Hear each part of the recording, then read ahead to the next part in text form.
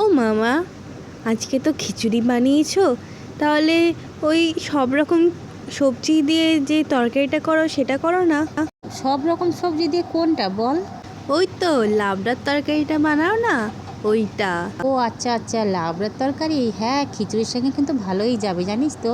তো বন্ধুরা, নতুন একটা ভিডিও নিয়ে চলে এসেছি। আজকের ভিডিও হচ্ছে লাবড়ার তরকারি। তো প্রথম আমি লাবড়ার জন্য নিয়ে নেবো সবজি, আলু, রাঙা আলু, আর নিয়ে নেবো হচ্ছে কাঁকরোল, পটল, কুমড়ো, আর নিয়ে নেবো হচ্ছে কচুর গাঁটি। ব্যাস এই অবধি আমার সবজি। এই দিয়েই আজকে বানিয়ে দেবো। তো মশলা হয়ে যাবে আমার পাঁচফোড়ন আর শুকনো লঙ্কা আর গোলমরিচ। এটা শুকনো খোলায় ভেজে নেব, নিয়ে এটা ভাজা মশলাই বাটবো।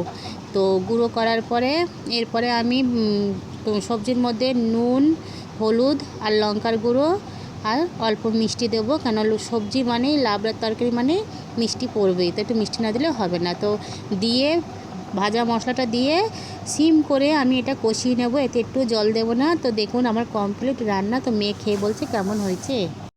ও, দেখতে যা সুন্দর হয়েছে আর গন্ধও যা বেরিয়েছে, খেতে হয়েছে দারুণ।